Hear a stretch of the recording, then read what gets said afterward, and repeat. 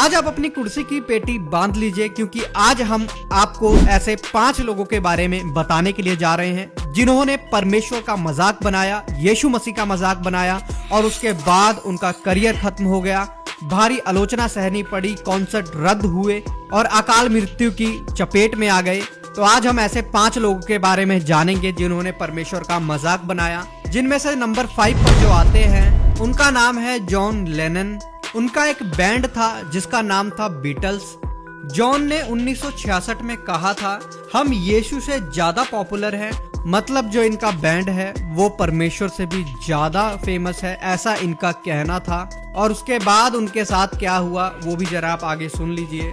उसके बाद अमेरिका में बहुत तगड़ा बॉयकॉट हुआ, काफी ज्यादा विरोध सहना पड़ा अपनी स्टेटमेंट को लेकर के। उसके बाद सब भूल गए, लेकिन जिस परमेश्वर के बारे में उसने बोला था वो परमेश्वर बहुत महान है, बहुत जलन रखने वाला परमेश्वर है। हालांकि उसकी माफ करने की बाउंड्रीज भी बहुत बड़ी हैं, लेकिन जब कोई उसके सामने घमंड दिखाता है तो परमेश्वर फिर उससे मुकाबला करता है।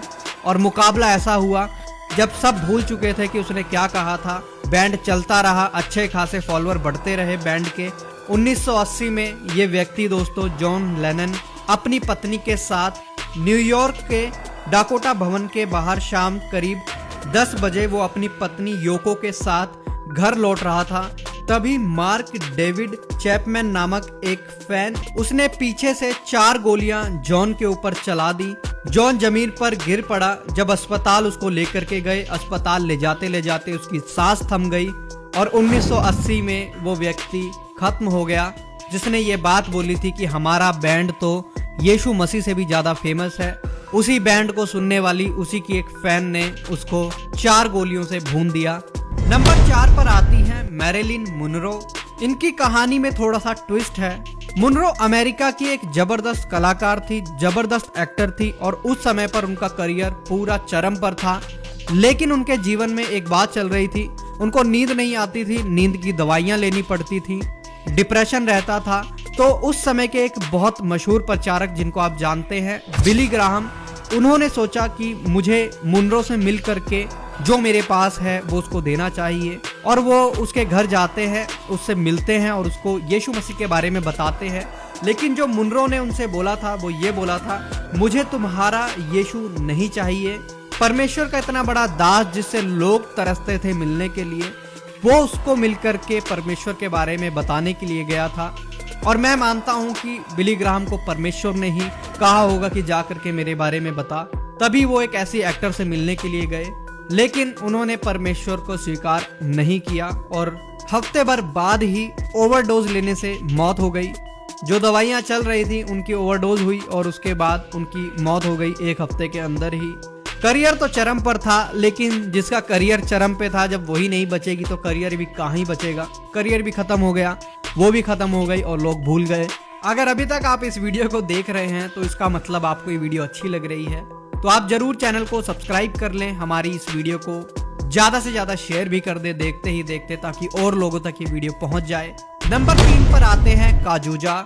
ये एक ब्राजीलियन सिंगर थे और अपने गाने में धुआं फूंक करके इस व्यक्ति ने ये बोला था, ये तेरे लिए है परमेश्वर। मतलब अपने होठों से सिगरेट को हटाया और जो वो धुआं फेंका, धुआं फेंकने के बाद बोला कि जो ये धुआं मैंने फेंका है ये परमेश्वर तेरे लिए फेंका है, अपने मुंह से निकाल करके। अब आप समझ सकते हैं ये कितना ही गंदा और घिनौना है कि एक जीवित परमेश्वर को इस तरीके से बोला जा रहा हो। उसके बाद साथ के साथ ही जो है रिजल्ट भी मिल गया।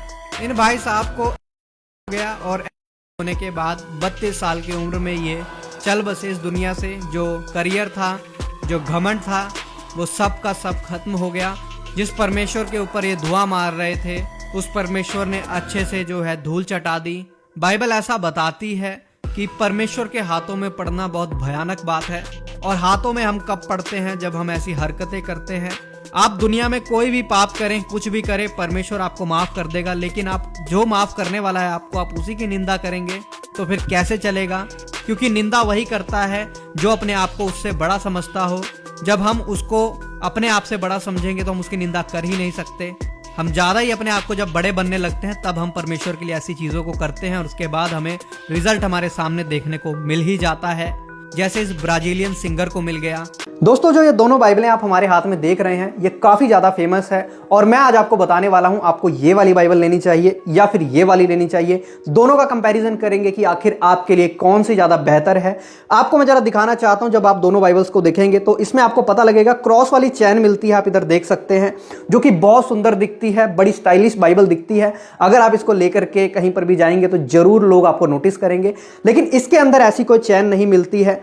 लेकिन अब जो इसके अंदर मिलता है वो इसके अंदर नहीं है, वो भी मैं आपको दिखा देता हूं। आप थोड़ा यहां पर जूम करके मैं आपको दिखाना चाहता हूं, जरा आप यहां पर देखिए। ये जो कवर है देखिए, ये रेक्सिन मिक्स वाला कवर है, ये प्योर लेदर नहीं है, लेकिन जो ये मेहरून बाइबल है ये प्योर लेदर में आती है और ओरिजिनल कोरियन प्रिंट बाइबल है। और इन दोनों के ही जो पेज हैं गोल्डन मिलते हैं, दोनों में बुक्स बाहर लिखी हुई मिल जाती हैं। लेकिन मैं आपको बता दूं, आप अगर इनको यूज करना चाहते हैं तो ये वाली बाइबल आप तब यूज कीजिए जब आपको थोड़ी स्टाइलिश बाइबल चाहिए, आप कम यूज करते हैं, बाहर ले जाने के लिए, प्रीचिंग के लिए चाहते हैं तो आप ये ले सकते हैं। अगर आप ड्यूरेबल बाइबल चाहते हैं जो ज्यादा समय तक चले और आपके साथ रहे तो वो आप ये वाली ले सकते हैं, क्योंकि इसका कवर जल्दी फटेगा नहीं, इसके कवर पे जल्दी कोई भी स्क्रैच या कुछ ऐसा नहीं होने वाला, क्योंकि प्योर लेदर की बाइबल है। अगर आप लेना चाहते हैं दोनों हमारे पास अवेलेबल है, स्क्रीन पर आपके नंबर चल रहे हैं, व्हाट्सएप के द्वारा आप हमसे कॉन्टैक्ट करें, चाहे इंडिया या इंडिया के बाहर कहीं पर भी हम आपको डिलीवरी करवा देंगे। जहां पर आप चाहते हैं मंगवा सकते हैं, पेमेंट ओनली एडवांस रहेगी। अगर आप मंगवाना चाहते हैं जरूर संपर्क करें। नंबर 2 पर जो आता है उसका नाम है जॉर्ज कार्लिन। ये एक स्टैंड अप कॉमेडियन था दोस्तों, और इस व्यक्ति ने बड़े आपत्तिजनक जो है जोक मारे थे यीशु मसीह के ऊपर।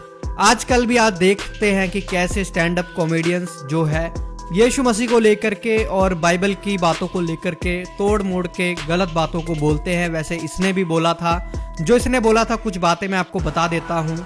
इसका कहना था यीशु 3 दिन के लिए गायब हो गया और आकर बोला मैं जी उठा हूँ, जैसे कोई फ्लैट बुक करवाने का कमीशन था।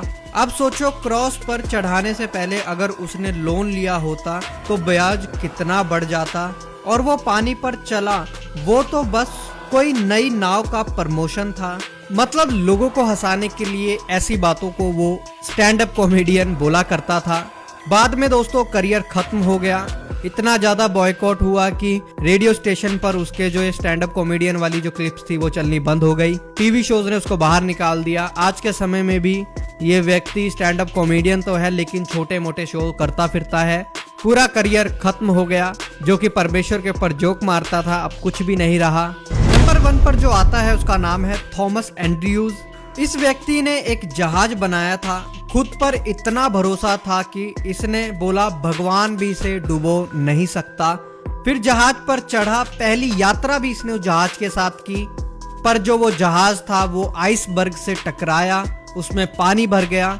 इसने महिलाओं और बच्चों को पहले उतरवाया, लेकिन जो बोट थी, जो कि लाइफ बोट होती थी छोटी छोटी, वो कम थी, इसीलिए सब उसमें नहीं चढ़ पाए। कुछ ही लोग उसमें चढ़ पाए और ये उसी जहाज में था। बाद में उसी जहाज के डूबने की वजह से इसकी मृत्यु हो गई। जिसने ये बोला था कि इसे तो परमेश्वर भी नहीं डुबा सकता, अपनी इंजीनियरिंग पे इतना ज्यादा भरोसा था कि परमेश्वर को ही चैलेंज कर दिया। लेकिन इससे हुआ क्या, जहाज जो था पहले ही अपने सफर में डूब गया और अपना पहला ही सफर कंप्लीट नहीं कर पाया। जिसने उस जहाज को बनाया था वो खुद उसी के अंदर था, वो खुद भी मर गया, करियर भी खत्म हो गया, जहाज भी खत्म हो गया, और जो संसार के अंदर थूथू हुई वो अलग हुई। आप जानते हैं दोस्तों कौन सा जहाज था? जी हाँ, टाइटैनिक। वो आइकॉनिक जहाज जो कि उस समय पर बनाया गया था, और कह सकते हैं वो उस समय का एक लेजेंड जहाज था, जैसा इस व्यक्ति का मानना था। लेकिन परमेश्वर को चुनौती दी थी कि परमेश्वर भी इसे नहीं डुबा सकता, तो परमेश्वर तो छोड़िए, एक आइसबर्ग ने उसको डुबा दिया। तो यही थी दोस्तों कुछ आज की लिस्ट, और मेरा विश्वास है आपको ये वीडियो बहुत अच्छी लगी होगी। ऐसी वीडियोस को बनाने के लिए काफी मेहनत लगती है, तो जरूर चैनल को सब्सक्राइब कर लें। फेसबुक पर देख रहे हैं तो फॉलो कर लें। इस वीडियो को ज्यादा से ज्यादा शेयर करें ताकि ये वीडियो और लोगों तक भी पहुंच सके। तो मिलते हैं किसी और नई वीडियो में किसी और नए टॉपिक के साथ। तब तक के लिए सबको जय मसीह की। प्रभु आपको बहुत आशीष दे।